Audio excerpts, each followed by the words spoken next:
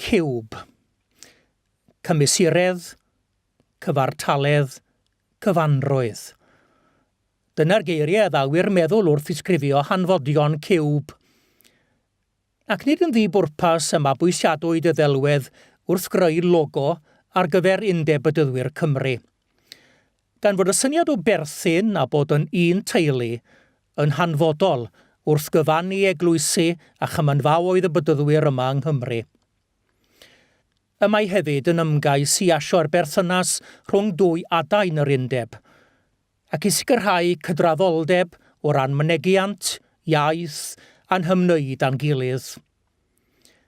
Mae'r cydraddoldeb hwnnw yn cael ei adlewyrchu ymhellach yn y symbol o groes ar fap Cymru, wrth i ni rannu'r un deheuadau a'r un boriadau fel teulu unedig. O agor y ciwb i fyny, y mae ffurf croes yn dod yn amlwg, a'r symbol hwnnw yn ein cyfeirio at aberth Crist a iori chyfiaeth. Y groes sydd wedi cynnal a chyfeirio at ystiolaeth, gweinidogaeth a chenhadaeth yr Undeb o'i gychwyn canrif a hanner yn ôl. Y mae efelychiad Elin Rhys o Mae'r John Bowring yn ein atgoffa o allu a grym y groes, yn graidd ein ffydd ac yn gyfeiriad ein taith. Yng nghroes Crist y gorfoleddaf, croes uwch difrod amser yw. Yn ei llewyrch pur y gwelaf holl gyflawnder gras fy niw. Ac mae ein ieithu a'r mynegiant hwnnw yn rhoi cyfeiriad i'n dathlu, wrth i ni olrhain y stori a bwrw trem dros ysgwydd y blynyddoedd. Un gymanfa o fydyddwyr oedd yn 1790, ac yn cynnwys holl eglwysu'r bydyddwyr yma yng Nghymru. Ond erbyn 1860, yr oedd honno wedi hollti'n 9.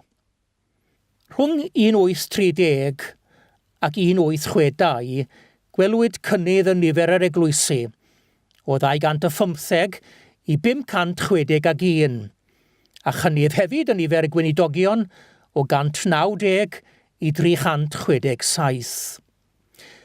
Mae'n drawiadol mae yn Llanwenarth, un o achosion cynhara'r bydyddwyr, ar yr unfed ar hugain o fis Awst 1866, y gosodwyd llaw ar yr arad, a mentro torri'r gwys gynta yn hanes yr Undeb. Y byddai'r rhai am gyfeirio at gyfarfodydd yn Abertawe, Llanelli a Phontypridd yn ystod y misoedd blaenorol fel cyfnod y Braenari. Bu rhai cymanfaoedd yn gyndyn i gyd synnu o'r trefniant, a bu'n rhaid aros am 15 mlynedd cyn cyrraedd pen tala'r maes y sefydlu.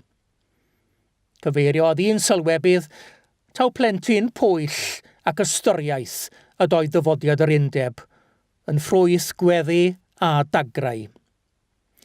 Diddorol i'w nodi i'r cyfarfod yn Llanwenarth ym mis Awst 1866, dderbyn llythyr o gyfarchiad gan Undeb Bydyddwyr Prydain Fawr ac Iwerddon, a hynny'n tanlinellu'r cydberthynas gynnes rhwng y ddau Undeb, a dymuniad yn aill wrth ymuno llwyddiant i'r llall. Bu dyfodiad yr rheilffordd a'r rhwydwaith yn ffactor arall yn hanes sefydlu'r Undeb, wrth iddo hwyluso teithio i gyfarfodydd hwnt ag yma. Serch hynny, gwrthodwyd yr awgrym o gynnal cynulliad blynyddol am beth amser, ac etholwyd Daniel Davies, y gweinidog dall o Aberafan, yn gymedrolwr, a Llywelyn Jenkins yn ysgrifennydd gweithredol, i weithredu fel dolen gyswllt rhwng y cymanfaoedd hyd nes iddynt gyfarfod eto ymhen 2 flynedd.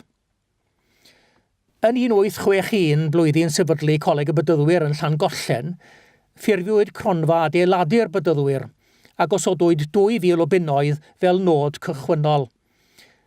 Ond erbyn 1867 roedd y gronfa honno wedi cynyddu i 12,000 a bu'n gyfrwng erbyn diwedd y ganrif i estyn benthygiadau dilog o 44 o filoedd, 376 o bunnoedd mwyn hwyluso eglwysu godi capeli. Y gronfa adeiladu oedd craidd gweithgaredd yr Undeb yn ystod blynyddoedd clo y 4edd ganrif ar 15, Wrth i nifer yr eglwysi perthynol gynyddu'n sylweddol, ac yn dilyn diwygiad 1944-15, yr oedd yr ystadegau yn nodi cyfanswm aelodaeth yn 142 o filoedd. Datblygodd hefyd y sefydliadau hynny a ddaeth yn gysylltiedig ar Undeb, fel y mudiad dirwestol, y gymdeithas lenyddol, ac Undeb yr ysgol Sul, ac fe gwelwyd yn cyflwyno'i hadroddiadau blynyddol i gyngor yr Undeb. Tan droad y ganrif, gweinyddiad rhan amser a gafwyd, ond wrth i'r gwaith gynyddu, penderfynwyd yn 1912 benodi ysgrifennydd cyffredinol cyntaf yr Undeb, a hynny ym mherson y Parchedig Edwin Edmonds. Yr oedd ef eisoes wedi gweithio fel ysgrifennydd rhan amser am rhai blynyddoedd, ond gyda'r trefniant newydd, yr oedd disgwyl iddo fod yn gyfrifol am mwynyddiad yr Undeb a bod yn asiant hefyd i'r BMS yng Nghymru, a bod hanner ei gyflog yn dod o'r ffynhonnell honno a'r gweddill o gronfeydd y sefydliadau perthynol i'r Undeb ar yr amod ei fod yn gweithredu drostynt fel ei hysgrifennydd. Ymhen rhai blynyddoedd, rhyddhawyd Edwin Edmonds o'i waith gyda BMS i ganolbwyntio'n gyfan ar waith yr Undeb, a phenodwyd Thomas Lewis Congo yn asiant BMS yng Nghymru. Roedd y Parchedig Edwin Edmonds yn ŵr hynaws a dawnus ac edmygwyd efn fawr gan yr eglwysi. Gwasanaethodd yntau am 32 o flynyddoedd o 1912 tan 1934. Etholwyd efn llywydd yr Undeb yn 1933, ond bu farw cyn cwblhau ei dymor ar y 24 o Chwefror 1934. Ei olynydd yn y swydd oedd y Parchedig R.T. Evans ac ychwynodd ar ei waith yn 1935. Yn sgil y newidiadau o fewn yr Undeb, gwelwyd yr angen i ddarparu swyddfa ganolog ac adeiladwyd y Tilstyn newydd ar stryd Mansel yn Abertawe rhwng 1938 ac 1940. I gynnwys ystafelloedd ymgynnull ar gyfer cyfarfodydd, siambr cyngor, ystafell ddarllen, a swyddfeydd pwrpasol yn ogystal â bod yn gartref ar gyfer yr ysgrifennydd cyffredinol a'i deulu. Yn ystod tymor R.T. Evans y sefydlwyd mudiad y chwiorydd, a bu priod yr ysgrifennydd a Mrs Bessie Daniels, gweddw un o'r gweinidogion, ynghyd â chwiorydd blaenllaw eraill o fewn yr enwad, yn gyfrwng i danio'r syniad o sefydlu cartref glofal. Gwireddwyd y freuddwyd yn 1970 pan agorwyd y cartref yng Nghlynest yng Nghastell Newydd Emlyn, a 10 mlynedd ar hugain yn ddiweddarach ar yr 18 o Fai 2000, y cartref ym Mryn Llifon yng Ngogledd Cymru. Bu'r 20 ganrif yn gyfnod o newidiadau mawr yn hanes crefydd, yn dilyn cyflafan yr Rhyfel Byd Cynta, dirwasgiad y 30au, ac yna dyfodiad yr ail Ryfel Byd.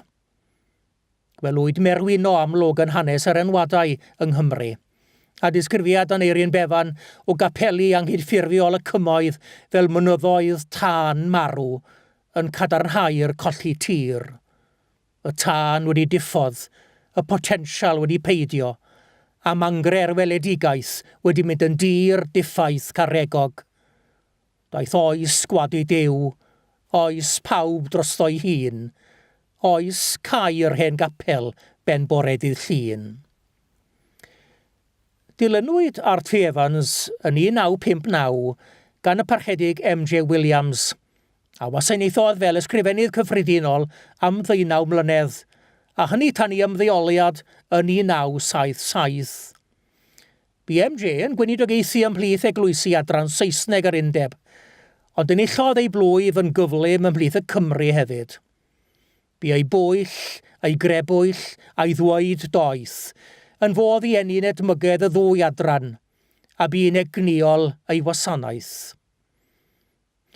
Yn 1914, yn wyneb cynnydd yn yr eglwysi Saesneg i haith, fe rhoddwyd ystyriaeth i greu 2 adran o fewn yr Undeb, adran Gymraeg ac adran Saesneg i haith, a bod i'r naill fel y llall eu cynghorau unigol a'r hawl i gynnal i cyfarfodydd blynyddol ar wahân, ond bod gweinyddiad y ddwy adran yn ganolog.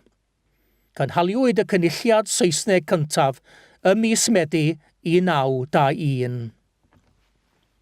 Ar gychwyn y 50au bu cryn drafodaeth ar geisio un o enwadau angydffurfiol Cymru. Ac yn 1954 cyflwynwyd dogfen y cynllun uno i hyrwyddo'r bwriad o sefydlu eglwys unedig yng Nghymru. Yna, yn 1961, ymddagosodd y ddogfen drafod paratoi'r ffordd, a 2 flynedd yn ddiweddarach y ddogfen tuag at uno. Ar ddiwedd y 90au cafwyd ymgais pellach gyda'r cynllun y ffordd ymlaen.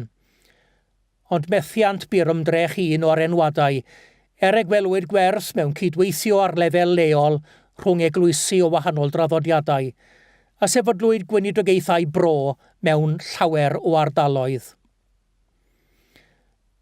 Ystyriwyd rôl yr ysgrifennydd cyffredinol fel y swydd weinyddol i gychwyn, ond gyda threigliad y blynyddoedd, datblygodd y swydd i fod yn fwy gweithredol ac ymarferol trwy gynnig arweinyddiaeth a chymorth i'r eglwysi a bugeilio ei gweinidogion. Yn dilyn ymddeoliad y parchedig M.J. Williams yn 1977, penodwyd y parchedig Llwyn Davies i swydd ysgrifennydd cyffredinol yr Undeb. Yr oedd hynawsedd a chonsyrn y parchedig Llwyn Davies am yr eglwysi a'i gweinidogion yn nodwedd amlwg o'i gyfnod yn Hylilston o 1978 tan 1992. Penodwyd y parchedig Peter Richards a gyflogwyd fel ysgrifennydd cynorthwyol i'r parchedig Llwyn Davies yn olynydd iddo yn 1993. Ac fel yn hanes i rhagflaenwyr, daeth Peter Dewi a'i gyfraniad unigryw i'r swydd, yn arbennig yn ei ymwneud ac ewmenaidd a'i ymgais i godi pontydd cyswllt rhwng y gwahanol draddodiadau eglwysig. Etholwyd ef yn llywydd cytun yn ystod ei dymor fel ysgrifennydd cyffredinol, a dychwelodd Peter Dewi i'r weinidogaeth fugeiliol yn 2002 ac i ofalaeth eglwys Castle Street yn Llundain.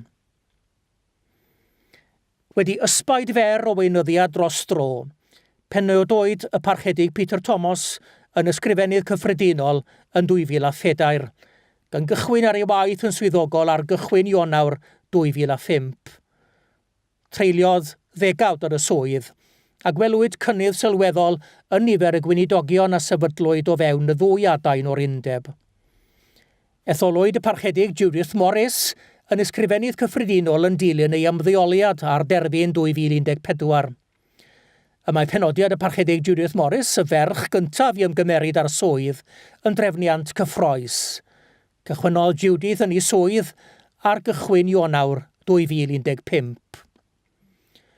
Llwyddodd pob ysgrifennydd cyffredinol ddwyn i'r swydd ei dawn a'i gweledigaeth benodol, a chyda chymorth a theyrngarwch y staff yn Hylston a bellach yn y llwyfan yng Nghaerfyrddin, y Mae'r Undeb wedi ac yn parhau i gynnig arweiniad a chymorth i'r eglwysi, gan gyflwyno mentrau gweinidogaethol a chenhadol i'w calonogi a'i cyfeirion barhaus.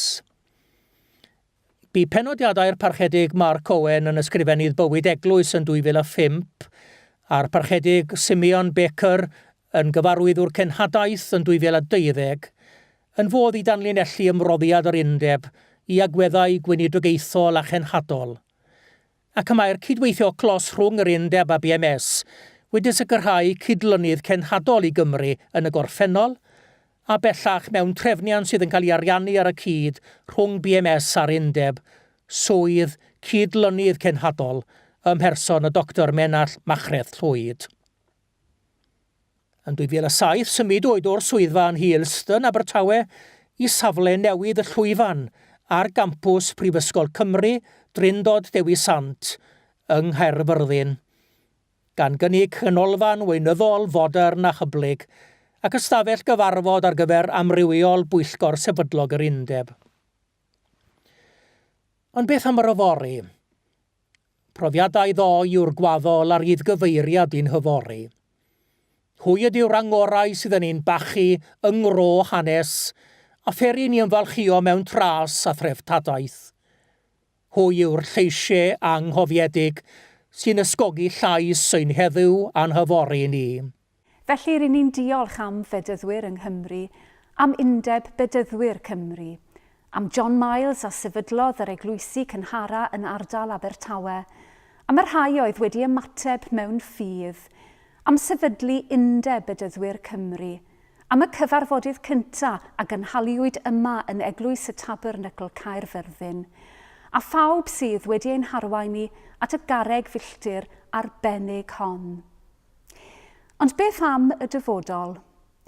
Yn yr oes ôl Gristnogol hon, os na ddyfodol i fedyddwyr yng Nghymru, dwi ddim yn gallu rhagweld y dyfodol, ond o un peth y gallaf fod yn gwbl sicr.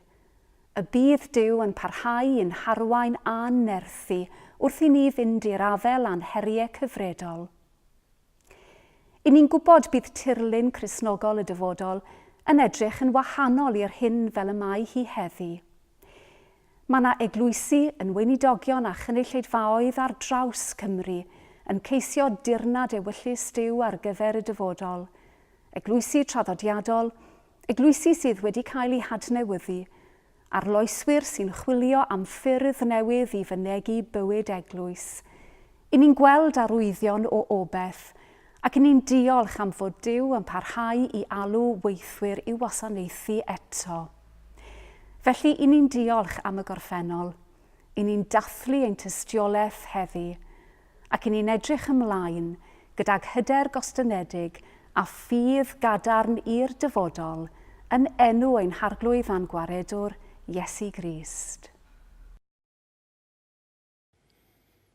Mae diwrnod penblwydd yn enyn ynom lawenydd a boddhad, disgwyliad a chyffro, yn fodd i olrhain llwybrau'r daith ac ail flasu'r profiadau, yn gyfle i gadw ffydd ar y freuddwyd a roes fod i'r fenter, ac i gydnabod llafur ac ymroddiad yr rhai a'i gwireddodd.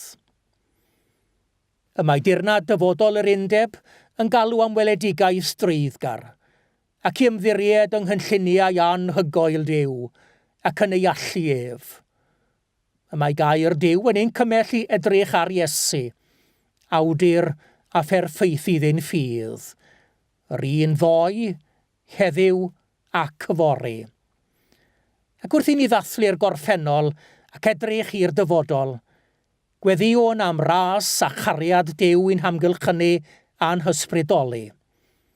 Ymddiriedwn ynddo i'n harwain a'n hamddiffyn, ac iddo ef sydd ar gallu ganddo i wneud yn anrheithol well na dim y gallwn ni ei ddeisyfu neu ddychmygu. Trwy'r gallu sydd ar waith ynom ni, iddo ef y bo'r gogoniant yn yr eglwys ac yng Nghrist Iesu o genhedlaeth i genhedlaeth byth bythoedd.